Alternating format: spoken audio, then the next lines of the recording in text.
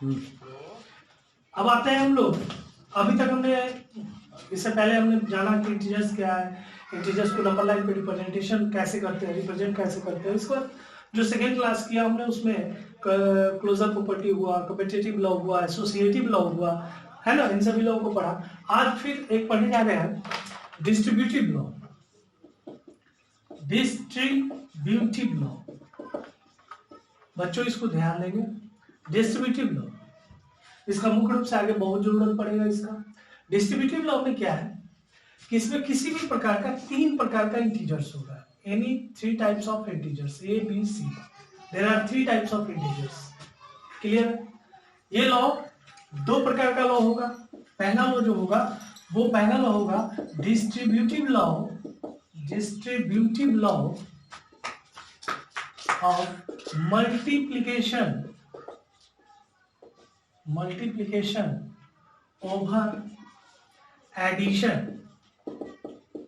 Clear है? जैसे a into, है ना, a इंटू पहला integers into b plus C, addition के ऊपर मल्टीप्लाई का प्रोसेस यूज होगा। इसको लिख सकते हैं a into B plus a into C. Clear? उसी प्रकार से जो सेकेंड लॉ है वो है आपका distributive law, distributive law of multiplication, multiplication over subtraction. Form क्या है इसका? a into B minus C is equal to a into B minus a into C. Clear? सिर्फ अंतर क्या है, देखिए डिस्ट्रीब्यूटिव लॉ मल्टीप्लिकेशन का दोनों प्रोसेस में, ओवर एडिशन के प्रोसेस में या ओवर सब्ट्रैक्शन के प्रोसेस में, बस रिजल्ट में जहां प्लस है एडिशन में प्लस, और जहां सब्ट्रैक्शन है वहां माइनस। क्लियर हो गया? तो distributive law multiplication over addition और distributive law multiplication over subtraction, आप इस तरह से इस 3 इंटीजर्स का प्रयोग कर सकते हैं। चलिए आगे देखते हैं इसका प्रयोग। अगर कहीं दिया हुआ है तो इसका प्रयोग कैसे करेंगे, कहाँ इसका प्रयोग होगा। हालांकि इसका सबसे ज्यादा प्रयोग सिंप्लीफिकेशन में किया जाता है, आसान होता है, बहुत ही आसान होता है सिंप्लीफिकेशन करना। अब जैसे मान लीजिए एक टर्म, ध्यान देंगे, मान लीजिए 273 इंटू, है ना, 456 प्लस 544, है ना, इंटू 273। आप यहां देखेंगे, मान लीजिए ये माइनस में है, ये माइनस में है, आप देखेंगे कि यहाँ पे मल्टीप्लिकेशन के साथ प्रोसेस में आपका एडिशन भी है।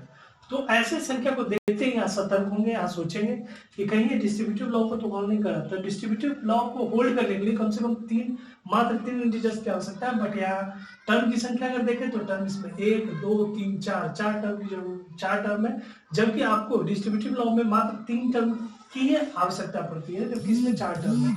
तो देखते हैं कहीं 4 टर्म इसमें डिफरेंट 3 टर्म्स है, और इसमें जो टर्म है इसमें 4 टर्म दिख रहे हैं, लेकिन चारों टर्म क्या इसमें सब एक जैसा है या 4 टर्म डिफरेंट है। तो देखते हैं इसमें एक टर्म जो है वो सेम है, बाकी 2 टर्म डिफरेंट है। मान लीजिए एक जो सेम है उसको ए मान लिया, ये क्या हो गया बी, और ये क्या हो गया सी। इसका मतलब इसमें 3 ही टर्म, कितने टर्म है 3 टर्म।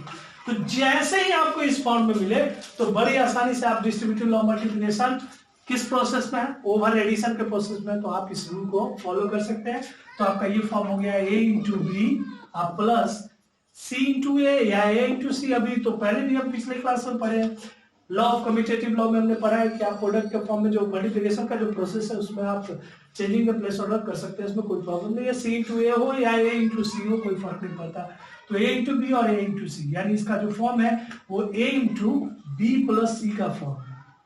ये distributive law multiplication over addition का फॉर्म है। आप इसको डायरेक्ट इस फॉर्म में लिख सकते हैं, माइनस 273 इंटू बी हो गया 456 प्लस सी हो गया 544। चलिए माइनस 273 इंटू जोड़ेंगे 6 4 10 5 4 9 10 5 4 9 10। क्लियर? तो माइनस 273 पर 1 2 3 आपका आंसर। अब बताइए, अगर यहाँ इस प्रोसेस में पहले आप इसको इससे गुना करके फिर इसको इससे गुना करके फिर आप ऐड करते तब आपका ये रिजल्ट आता। आप बताइए यहाँ डायरेक्ट आपको फॉर्म समझ में आया, आप डायरेक्ट इस फॉर्म में देखिए आपका सिंप्लीफिकेशन कितना आसान हुआ।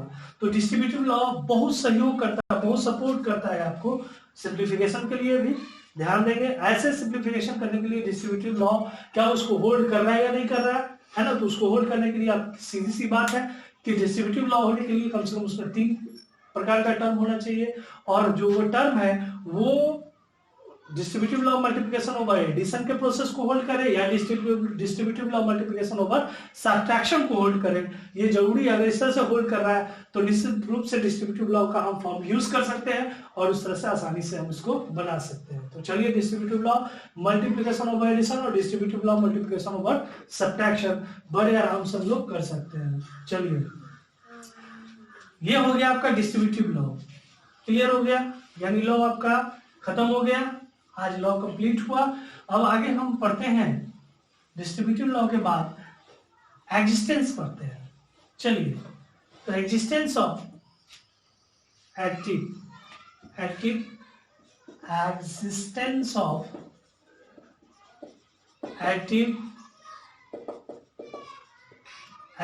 ऑफ एक्टिव क्या है? एग्जिस्टेंस ऑफ एक्टिव क्या है? कहता है कि मान लीजिए कोई इंटीजर से है, क्लियर, अगर a में 0 को जोड़ते हैं तो उसका रिजल्ट क्या देगा? तो 0 को किसी भी टर्म के साथ जोड़ेंगे उसका रिजल्ट क्या देगा? वही संख्या, इटसेल्फ नंबर रहेगा। तो किसी भी इंटीजर्स को 0 के साथ जोड़ने पर वह इंटीजर इटसेल्फ होता है। तो 0 जो हो गया इसका एग्जिस्टेंस ऑफ एडिटिव हो गया, क्लियर। तो किसी भी इंटीजर्स के साथ अगर हम 0 को जोड़ते हैं तो वो इंटीजर स्वयं रहता है, तो that is called 0 of existence, clear. अब नाउ इसी में एडिटिव इनवर्स, ये एडिटिव इनवर्स क्या होता है थोड़ा ध्यान देंगे। एडिटिव इनवर्स क्या है कि यदि if the sum of integers के बारे में पढ़ रहे हैं, तो if the sum of 2 integers, if the sum of 2 integers always be 0, then both integers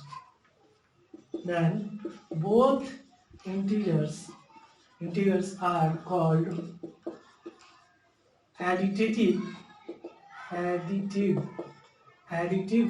inverse. Integers are called additive inverse. जैसे मान लीजिए आपसे पूछा गया कि -7 में क्या जोड़े कि उसका वैल्यू 0 आ जाए, तो भैया आप सीधी सी बात जाने कि किसी भी 2 संख्या को जोड़ने पर अगर 0 वैल्यू दे रहा है इसका मतलब वो एक दूसरे का एडिटिव इनवर्स है। यानी ये -7 है तो इसका एडिटिव इनवर्स होगा +7। अगर ये 7 होता तो इसका एडिटिव इनवर्स क्या होता? -7। अगर -5 है तो इसका एडिटिव इनवर्स +5। अगर +5 है तो इसका एडिटिव इनवर्स क्या होगा? -5। यानी दोनों एक दूसरे का एडिटिव इनवर्स है। -7 का एडिटिव इनवर्स 7 है और 7 का एडिटिव इनवर्स -7 है, क्लियर। 5 का एडिटिव इनवर्स -5 है और -5 का एडिटिव इनवर्स क्या है? +5। यानी एडिटिव इनवर्स का मतलब हो गया कि the sum of 2 integers, any 2 integers, किसी भी 2 इंटीजर्स का अगर सम भी 0 आता है यानी कि उसका वैल्यू 0 आता है तो दोनों इंटीजर्स एक दूसरे का क्या कहलाता है? Additive inverse. तो आपका एग्जिस्टेंस ऑफ एडिटिव और आपका एडिटिव इनवर्स दोनों खत्म हो गया।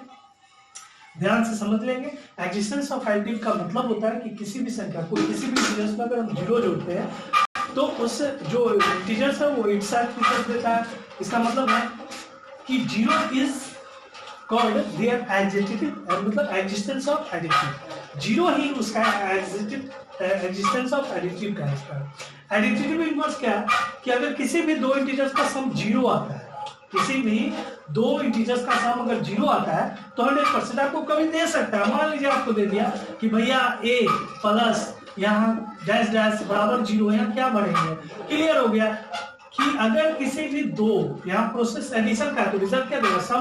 तो इन दोनों का सम क्या आना चाहिए? 0। यानी ये इसका एडिटिव इनवर्स होगा तो a है प्लस में तो यहाँ रिजल्ट क्या देंगे? माइनस है। तो a प्लस माइनस इसका मतलब 0। ये एक दूसरे का क्या होगा?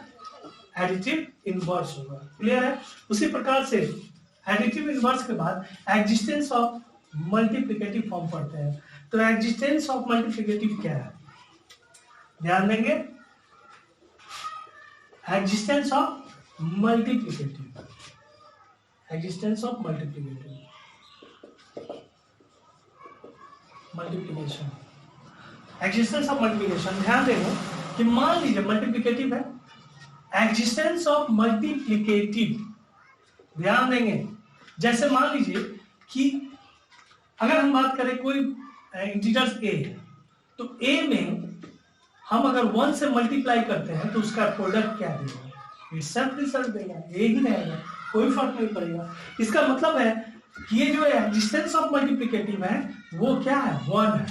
क्या है, 1 है। किसी भी इंटीजर्स के साथ अगर 1 को मल्टीप्लाई करते हैं तो इट गिव रिजल्ट इटसेल्फ, वह रिजल्ट अपने आप में ही देता है, वो that is called existence of multiplicative कहलाता है। क्लियर? तो one is the existence multiplicative, one is the existence multiplicative due to the number, यानी any integers multiplied by 1 then their product is always be itself number, वह संख्या स्वयं होता है। तो एग्जिस्टेंस ऑफ मल्टीप्लिकेटिव क्या हो गया, 1 हो गया।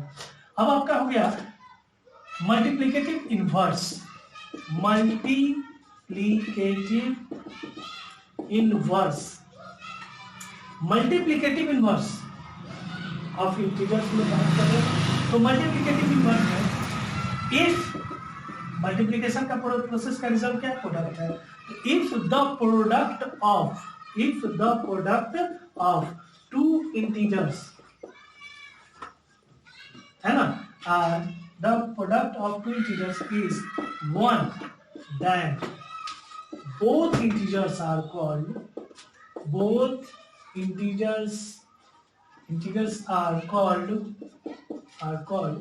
multiplicative inverse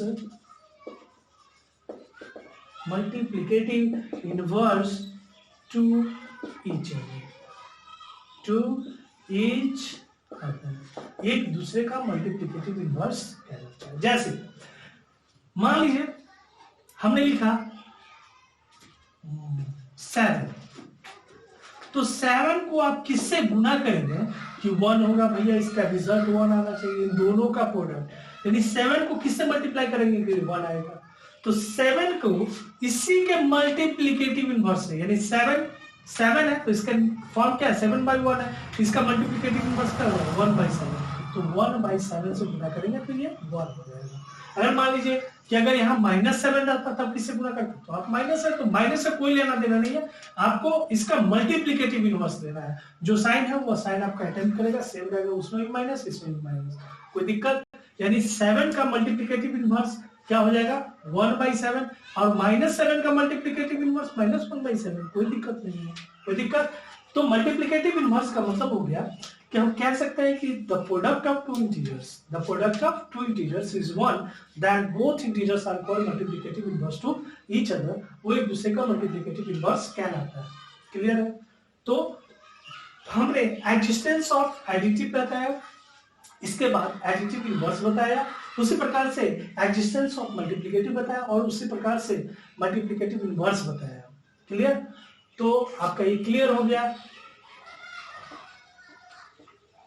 अब जब हम नेक्स्ट क्लास में इंटीजर्स के बारे में पढ़ेंगे तो इसका फंडामेंटल, चूंकि अभी आपका नया इंटीजर्स के ऊपर फंडामेंटल यूज है, तो चलिए इसके ऊपर अब हम लोग थोड़ा सा, ये तो अभी तक हमने जितना भी पढ़ा उस लॉ के बारे में पढ़ा है ना, कुछ नियम थे उसके बारे में पढ़ा, कुछ एग्जिस्टेंस था वो हमने पढ़ा है ना। इन सभी का मुख्य रूप से जब हम कैलकुलेशन यूज करते हैं तो इसका मुख्य रूप से प्रयोग होता है, इन्हीं लॉ के तहत हम कैलकुलेशन भी ऑपरेट करते हैं, इन्हीं लॉ के तहत। चलिए अब fundamental use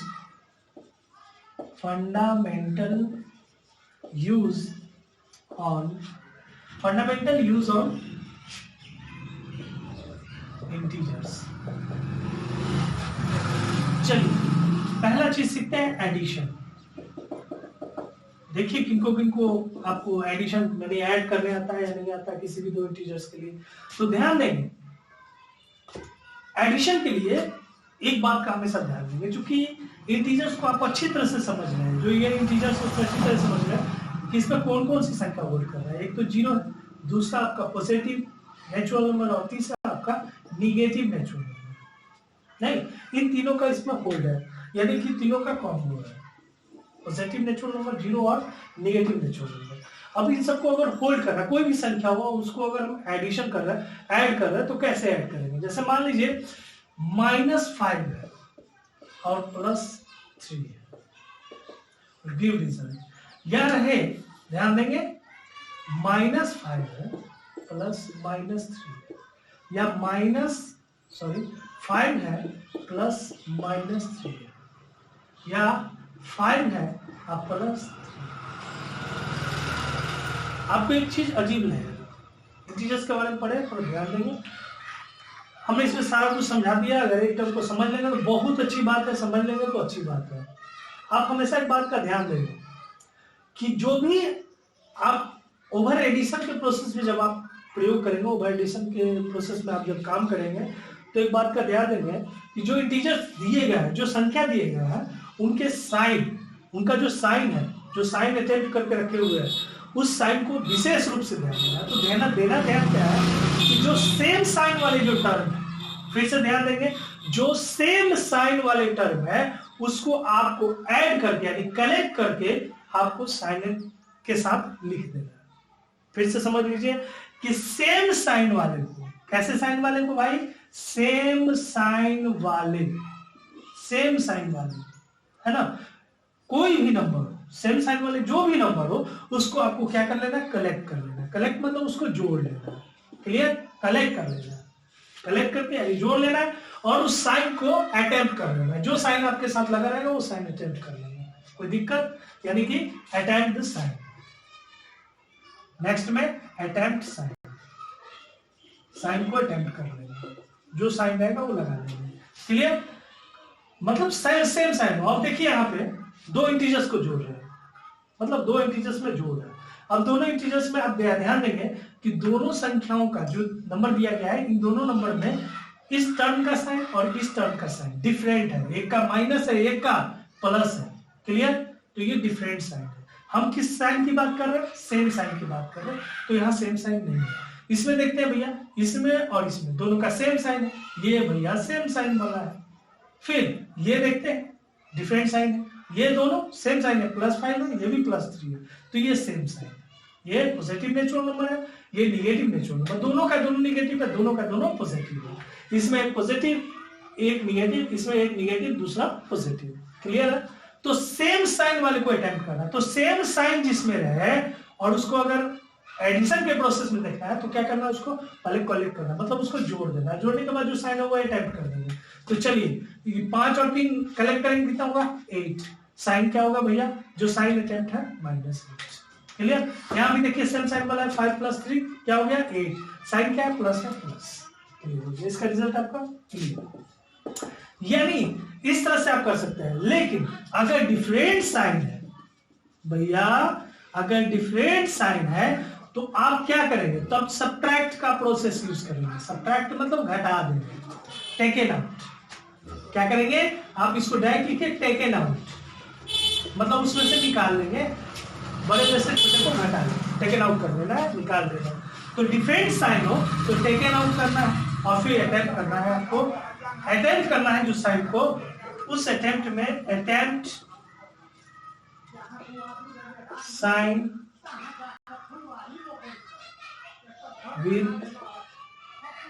with larger number, मतलब लार्जर नंबर के साथ जो साइन रहेगा उसी को अटेम्प्ट करना है। तो चलिए देखते हैं इसमें। अब ध्यान देंगे, एक का साइन माइनस है, एक का साइन प्लस है, एक का साइन माइनस है, एक का साइन क्या है प्लस है, 100% घटेगा। तो बड़ा में से छोटा 5 में से 3 घटा दो, रिजल्ट क्या होगा माइनस, रिजल्ट क्या होगा माइनस, रिजल्ट क्या होगा माइनस, क्लियर। रिजल्ट एडिशन के प्रोसेस में हमने बता दिया, क्लियर। एडिशन के प्रोसेस में आपको साइन की तरफ ध्यान देना है, साइन अटेम्प्ट करना है। अगर सेम साइन है तो आप उसको कलेक्ट करेंगे यानी कि जोड़ देंगे, और अगर डिफरेंट साइन है तो आप टेकन आउट यानी घटा देंगे। और जोड़ने और घटाने के प्रोसेस के बाद जो रिजल्ट में आपको साइन अटेम्प्ट करना है वो सीधी सी बात है, जो अटेम्प्ट आपको कलेक्शन में अटेम्प्ट करना है तो जो साइन है वो अटेम्प्ट कर लेंगे, लेकिन जो टेकन आउट अटेम्प्ट साइन करना है उसमें जो सबसे बड़ी संख्या उसका साइन अटेम्प्ट करेंगे। जैसे मान लीजिए यहाँ एक -5 है, एक +3 है, तो यहाँ घट गया है ना, तो घटा तो रिजल्ट 2 आया। अब सबसे बड़ी संख्या कौन है, 5 है, तो उसका साइन अटेम्प्ट माइनस। क्लियर। उसी प्रकार इसमें देखेंगे, चलिए एक प्लस है एक माइनस है, तो निश्चित रूप से घटा 2। अब इसमें जो सबसे बड़ी संख्या वो 5 है, इसका साइन क्या है, प्लस है, 100% इसका रिजल्ट क्या होगा, प्लस होगा। तो इस प्रकार से आप फंडामेंटल यूज कर सकते हो। अब दो इंटीजर्स के ऊपर जैसा हमने फंडामेंटल इसका प्रयोग किया एडिशन का, अगर 2 से ज्यादा की बात हो, जहां 2 नहीं 3 हो, 4 हो, 5 हो, 8 हो, 10 हो, जितनी भी इंटीजर्स हो, अगर इस तरह से है तो आप इसी कलेक्शन ऑफ अटेम्प्ट को प्रयोग करेंगे, इसी प्रकार से अटेम्प्ट करेंगे, ऐसे ही कैलकुलेशन करेंगे। जैसे एक इंटीजर्स ले रहे हैं -7 प्लस -3 प्लस 2 प्लस -4 प्लस 13। आप यहां थोड़ा ध्यान देंगे, एक चीज आप अजीब सी लगती है, आप देखेंगे यहाँ पे साइन तो डिफरेंट है सभी इंटीजर्स का, आपको एडिशन के प्रोसेस में यूज करना है, एडिशन कर रहा है, ऐड कर रहा है, तो ऐड कर रहा है, इसमें आपको सिर्फ साइन देखना है टर्मों का, तो पहले टर्म का साइन माइनस है, दूसरे टर्म का भी साइन माइनस है, तीसरे टर्म का साइन प्लस है, यानी इस टर्म का साइन माइनस है, इस टर्म का साइन माइनस है, इस टर्म का साइन प्लस है, इस टर्म का साइन माइनस है, इस टर्म का साइन प्लस है। हमने कहा कि सेम साइन वाले टर्म को आपको क्या करना है, ऐड कर देना। तो सेम साइन वाले टर्म 1 2 3 टर्म साइन हुआ, ये तीनों को आप क्या कर देंगे, ऐड कर देंगे। 7 3 और 4, 7 3 10 और 4 कितना हो गया भैया, 14। तो आपका हो गया -14, जो साइन है आप अटेम्प्ट करके लिखे -14। अब जो दूसरा साइन वाला है, जैसे 1 2 1 प्लस, ये दोनों सेम साइन वाला है, तो ये दोनों एक साथ ऐड होगा, 13 और 2 कितना हो गया, 15। आप इस तरह से पहले लिख लेंगे, क्लियर हो गया। जैसे पहले के प्रोसेस में आपको समझा वैसे इसमें आपको बता रहा है। तो आपको यही बात का ध्यान देना है कि ओवर एडिशन के प्रोसेस में इंटीजर्स का साइन अटेम्प्ट करना है आपको, कि वह है जो इंटीजर्स दिए गए हैं उसमें सेम साइन वाले कौन है और डिफरेंट साइन वाले कौन है। जो सेम साइन वाले हैं उसको आपको एक साथ ऐड कर लेना है। आपने सेम साइन वाले को ऐड करके अभी लिखा। आप देखेंगे कि इसमें जो इंटीजर्स है, एक माइनस वाला है, एक प्लस वाला है, तो 100% डिफरेंट साइन वाला में क्या करते हैं, घटाते हैं। तो 15 में से 14 गया, क्या रिजल्ट आया, 1। अब देखेंगे सबसे बड़ी संख्या 15, इसका साइन प्लस है तो प्लस रिजल्ट होगा 1। कोई दिक्कत, चाहे जितनी भी, आप एक बात ध्यान देंगे कि आपको दो चीज पे ध्यान देना है। अगर सेम साइन है, जोड़ने के प्रोसेस में अगर सेम साइन है भैया, तो आपको ऐड कर देना है, कलेक्ट कर लेना है। अगर डिफरेंट साइन है तो आपको सब्ट्रैक्ट कर लेना है, टेकन आउट कर लेना है, घटा देना उसको टेकन आउट करके। अब ऐड करेंगे तो साइन जो है वही अटेम्प्ट करेंगे, अटेम्प्ट द साइन, क्लियर। और टेकन आउट करेंगे उसमें जो लार्जर नंबर है उसका साइन अटेम्प्ट करेंगे, जो लार्जर नंबर है उसी का साइन अटेम्प्ट करेंगे, ठीक है। Attempt the sign of larger number, attempt the sign of larger number, clear हो गया। इस प्रकार से आप कैलकुलेट कर सकते हैं, 2 3 4 में जैसे भी करना हो वैसे कर सकते हैं, कोई प्रॉब्लम। तो क्लियर हो गया, क्लियर हो गया। अब हम आते हैं, ये तो आपका एडिशन का प्रोसेस प्रयोग किया, सब्ट्रैक्शन के प्रोसेस में चलिए। सब्ट्रैक्शन जैसे -7 -4 प्लस -3 है ना, सॉरी या रहे, ध्यान देंगे। तो इसमें क्या करना है कि जो एडिशन में आपने जो प्रयोग किया उसी प्रकार सब्ट्रैक्शन में भी सेम वैसे ही करना है। इसमें कोई अलग, कोई दूसरा कोई लॉ नहीं है, दूसरे ढंग से करने का कोई प्रोसीजर नहीं है, बस वैसे ही करेंगे। सिर्फ ध्यान देना है, एक बात का हमेशा ध्यान देंगे कि अगर दो लगातार साइन लगातार में हो, यानी कि कॉन्सेक्यूटिव साइन हो, कॉन्सेक्यूटिव का मतलब होता है लगातार साइन के रूप में, जैसे एक प्लस है और फिर एक प्लस या माइनस हो गया, एक माइनस दूसरा प्लस, ये लगातार है, टर्म के बीच का साइन नहीं है, जैसे एक टर्म का साइन ये हुआ, एक टर्म का साइन ये हुआ, तो इन दोनों टर्मों के बीच का ये माइनस है। लेकिन यहाँ देखिए अगर गौर करते हैं तो इस टर्म का साइन जो है, ये टर्म का साइन या इस टर्म का साइन, इन दोनों टर्मों के साइन के पहले यहाँ माइनस है, और जस्ट इससे पहले कोई संख्या नहीं दिया हुआ लेकिन साइन दिया हुआ। तो ऐसे साइन पे थोड़ा ध्यान देंगे तो आप इसको याद कर लेंगे। अगर दो लगातार साइन हो तो 100% वो मल्टीप्लाई के प्रोसेस में रहता है। यानी अगर प्लस और प्लस है, यानी कि प्लस प्लस है, यानी प्लस इंटू प्लस है, तो इसका रिजल्ट देगा प्लस, है ना, plus into plus plus, plus into minus result देगा minus, minus into plus result देगा माइनस, और माइनस इंटू माइनस रिजल्ट देगा प्लस। बस ध्यान देंगे डिफरेंट साइन का प्रोडक्ट माइनस होगा और सेम साइन का साइन क्या होगा, प्रोडक्ट प्लस होगा, पॉजिटिव होगा। क्लियर, ध्यान देंगे इसको। अब चलिए इसको ऐड करते हैं। तो चलिए पहले सबसे पहले साइन अटेम्प्ट करेंगे। यहाँ है आपका माइनस साइन, क्लियर है। अब चलिए अगला देखते हैं, यहाँ भी माइनस है, यहाँ भी माइनस। अब क्या लिखें, दो लगातार साइन हो तो हमने बोला कि साइन तो आपको किसी एक को अटेम्प्ट करना है। तो माइनस और माइनस यानी इसके बीच में प्रोडक्ट मल्टीप्लाई है, तो माइनस इंटू माइनस क्या हो गया जी, प्लस। दो लगातार सेम साइन हो तो प्लस होगा, तो माइनस माइनस प्लस 4।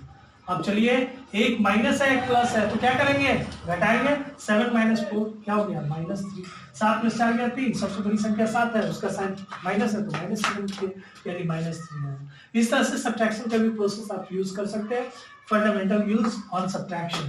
अब तीसरा जो फंडामेंटल है वो है मल्टीप्लिकेशन। मल्टीप्लिकेशन भी आपका जो जनरल कॉमन फॉर्म है वही करना है। मल्टीप्लिकेशन में क्या है, वही माइनस इंटू माइनस क्या होगा, plus, plus into minus minus, minus into plus minus, अब minus into plus into plus क्या होगा, प्लस। मल्टीप्लिकेशन के प्रोसेस में ये यूज करना है। मान लीजिए जैसे -3 इंटू -4, तो आपको 4 3 से कितना हो गया 12। साइन अटेम्प्ट करना तो साइन देखेंगे। अगर माइनस, अगर ध्यान देंगे मल्टीप्लिकेशन के प्रोसेस में, मल्टीप्लिकेशन के प्रोसेस में अगर निगेटिव यानी जो माइनस है, ये जो माइनस साइन जो है, अगर यह माइनस साइन इवन टाइम्स आता हो, कितने टाइम्स आता हो, इवन टाइम्स। किस प्रोसेस में, मल्टीप्लिकेशन के प्रोसेस में अगर माइनस साइन इवन टाइम्स आता हो, इवन समझते हो, 2 बार आता हो, 4 बार आता हो, 6 बार आता हो, 8 बार आता हो, 10 बार आता हो, इस रूप में इवन टाइम्स में हो, तो 100% इसका रिजल्ट जो होगा वो 100% क्या होगा, पॉजिटिव। रिजल्ट क्या होगा भैया, result gives positive, result gives positive. Clear. जैसे अगर यही अगर साइन यानी कि जो निगेटिव साइन है अगर वो इवन टाइम्स है, अगर यही निगेटिव साइन भैया अगर ये ऑड टाइम्स हो, ऑड टाइम्स का मतलब वो 1 बार हो, 3 बार हो, 5 बार हो, 7 बार हो, 9 बार हो, तो उसका जो रिजल्ट होगा वो ऑलवेज गिव्स निगेटिव, उसका रिजल्ट हमेशा निगेटिव। अब जैसे भी गुणा कर लीजिए, मान लीजिए आपको दे दिया -1 इंटू -1 इंटू एस 1 -1 एज 102 टाइम्स। -1 102 बार गुना है, तो आप कितने बार माइनस गुने माइनस प्लस कीजिएगा। आप सीधा ध्यान दीजिएगा कि -1 सब में साइन आपका माइनस में लगा हुआ है। क्लियर। अब -1 रिपीट कर रहा है मल्टीप्लिकेशन के प्रोसेस में, कितने बार कर रहा है भैया, माइनस कितने बार कर रहा है, 102 बार। और 102 क्या है, इवन है। अगर ये इवन है तो इसका रिजल्ट 1 से 1 को गुना करेगा तो 1 ही होगा, रिजल्ट क्या देगा, पॉजिटिव देगा, क्योंकि इवन टाइम से, इसलिए इसका रिजल्ट पॉजिटिव होगा। यही अगर 103 बार होता तो रिजल्ट 1 नहीं होता, इसका रिजल्ट -1 होता, क्योंकि ये और टाइम्स हो जाता। क्लियर है। अब मान लीजिए आपको गुना करना है, -5 ध्यान देंगे इंटू -2 इंटू 3 इंटू -1। चलिए गुना करते हैं। पहली संख्या गुना है 5 दूनी 10 या 30 30। क्लियर। अब साइन अटेम्प्ट करना है तो साइन अटेम्प्ट करना गिन लीजिए। नेगेटिव क्या हुआ, 1 2 3, ये इवन है कि ऑड है, और 3 क्या है, ऑड है। 3 क्या है, ऑड है, तो odd always in product form that gives result negative, यानी -30। क्लियर हो गया। तो मल्टीप्लिकेशन का भी प्रोसेस आपको समझ में आ जाएगा। आप मल्टीप्लिकेशन का भी आराम से प्रोसेस प्रयोग करके कर सकते हैं, इस तरह से आराम से हो जाएगा। क्लियर है। अब आपका आ गया डिवीजन में। जो मल्टीप्लिकेशन का है वही आपका डिवीजन है। डिवीजन में भी है, जैसे मान लीजिए -30 डिवाइड 6, तो चलिए डिवाइड करते हैं, 6 5 30। अब रिजल्ट प्लस होगा कि माइनस होगा, तो जनरल सी बात। आप देखिए कि यहाँ जो निगेटिव साइन है कै बार है, एक बार है, तो ये क्या है ऑड टाइम्स है, तो निगेटिव होगा। जैसा कि आपका मल्टीप्लिकेशन प्रोसेस में जितने बार आपका मतलब इवन टाइम्स बार होगा तो पॉजिटिव रिजल्ट देगा, ऑड टाइम्स होगा निगेटिव तो वो क्या देगा, निगेटिव देगा।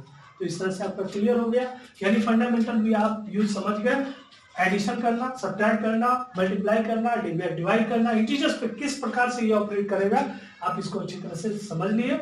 अब इसको क्या करना है कि आप बुक से, जिस बुक से भी हो, जो आपका टेक्स्ट बुक है, एनसीईआरटी हो या आपका आर.एस. अग्रवाल हो, आर.डी. शर्मा हो, जिस टेक्स्ट बुक से आपको इसको लेके बनाना है, सारा आपको लॉ बता दिया गया। ये चैप्टर आपका खत्म भी हो गया, आप इसको पूरी तरह से बनाएंगे, समझेंगे, करेंगे। अगर किसी तरह का प्रॉब्लम होगा तो क्लास 7 के बच्चे आप कमेंट करेंगे, इसके लिए आगे हम बताएंगे।